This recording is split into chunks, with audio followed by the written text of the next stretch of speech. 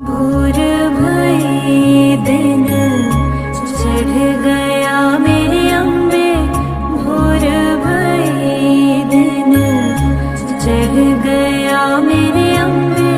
भारतीय जनसंघ के संस्थापक पंडित दीनदयाल उपाध्याय की जयंती के अवसर पर आज राज्य में कार्यक्रम आयोजित की गई। इस कार्यक्रम के तहत पंडित दीनदयाल उपाध्याय की प्रतिमा पर भारतीय जनता पार्टी प्रदेश अध्यक्ष बाबूलाल मरांडी, राज्य विधायक सीपी सिंह सहित भाजपा के प्रदेश स्तरीय कई पदाधिकारी की उपस्थिति रही। उपस्थित लोगों ने प्रतिमा पर माल्यार्पण और श्रद्धा सुमन अर्पित की और उनके कार्यों को याद किया। इस अवसर पर भाजपा प्रदेश अध्यक्ष ने कहा कि पंडित दीनदयाल उपाध्याय ने मूल रूप से विषय को प्रतिपादित किया है, जिनमें से एक अंत्योदय के तहत विकास की अंतिम पायदान पर खड़े व्यक्ति को विकास के पहले कतार में कैसे लाया जाए, इसके लिए अंत्योदय लाया।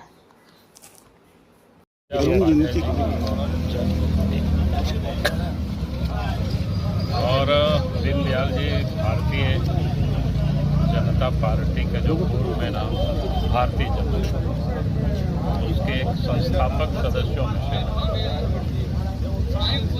और उससे पहले राष्ट्रीय स्वयंसेवक संघ के वो एक स्वयंसेवक थे। लेकिन देश में लगा कि जिस प्रकार से तुष्टीकरण की राजनीति हो रही और उस तुष्टीकरण के विरोध में कोई बोलने को तैयार नहीं और देश के अंदर भारतीय विचारधारा एक प्रकार से राजनीति से समाप्त करने की कोशिश हो रही है। वैसी परिस्थिति में डॉक्टर श्यामा प्रसाद ने मिलकर भारतीय जनता की स्थापना की और एक राजनीतिक पार्टी की यात्रा प्रारंभ की। और पंडित दीनदयाल जी ने दो महत्वपूर्ण विषय को उन्होंने प्रतिपादित किया।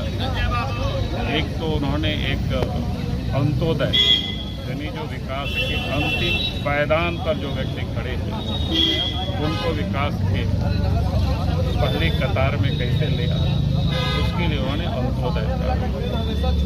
और आज मैं कह सकता हूँ देश के प्रधानमंत्री आदरणीय नरेंद्र मोदी जी उन्हीं सपनों को आज वो पूरा कर रहे हैं। चाहे उससे पहले अटल बिहारी वाजपेयी जी देश के प्रधानमंत्री बने, यानी विकास के जो अंतिम पायदान पर जो लोग खड़े हैं वहां तक विकास की रोशनी को पहुंचाने का अगर किसी ने कोई काम किया तो बीजेपी की सरकार, पहले अटल बिहारी वाजपेयी जी, आज नरेंद्र मोदी। और उन्होंने दूसरा जो एकात्म मानव दर्शन, जो भारतवर्ष की एक विचारधारा थी कि भाई मनुष्य हम सब एक है, चाहे हमारी रंग, चाहे हमारी भाषा या भूषा अलग अलग भले ही हो, लेकिन हम सब एक।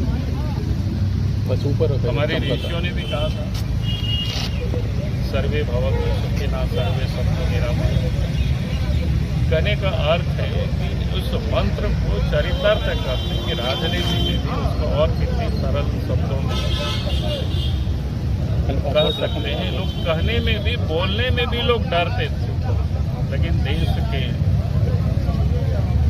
जो उस समय पंडित दीनदयाल जी ने जो विचारधारा प्रस्तुत की, और आज मैं कह सकता हूँ देश के प्रधानमंत्री आप देखते होंगे विकास भी और विरासत, इस दोनों को लेके चल रहे हैं। और उससे आप देश में आप देखते होंगे दुनिया भर में आज भारत को बारे में लोग जानना चाहते हैं कि भारत क्या है। नहीं तो आप याद करिए पहले क्या होता था, कोई भी विदेशी आते थे उनको कहाँ लोग घुमा देते थे, ताजमहल लोग घुमा देते। लगता था कि भारत की विरासत सब यही है। लेकिन आप G20 में आप देखें दुनिया भर के जो राष्ट्राध्यक्ष आए तो उनको क्या दिखाया, नालंदा के खंडहर। इस तस्वीर आप पीछे में डालें, अब अयोध्या को दिखा रहे। कहने का अर्थ है कि हम इतनी प्राचीन राष्ट्र हैं और हमारी इतनी भव्यता रही है, लेकिन उन सारे विरासतों को लोग मानने में, कहने में संकोच लोग करते थे। आप देश के प्रधानमंत्री जहाँ कहीं भी जाते हैं तो आप देखते होंगे वहाँ अगर मंदिर होता है तो वहाँ जा कर के वो पूजा अर्चना करते हैं।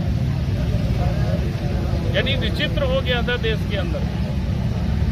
बाकी और जगह जाते थे लोग बड़ा गर्व का महसूस करते थे, लेकिन मंदिरों में जाना, अपने भारत की देवी देवताओं को पूजना एक प्रकार से लोग संकोच करते थे, भयभीत होते थे। लगता है कि पता नहीं कि हमको लोग क्या कहेंगे लोग दुनिया। भाई पंडित दीनदयाल उपाध्याय जी जिस उद्देश्य को लेकर के भारतीय जनसंघ की स्थापना हुई और आज यात्रा करते करते देश की सरकार आगे बढ़ी और आज देश के प्रधानमंत्री उसको तो बहुत चरितार्थ कर रहे हैं। भारत का विरासत की, विकास की, सबका साथ, सबका विकास, सबका विश्वास,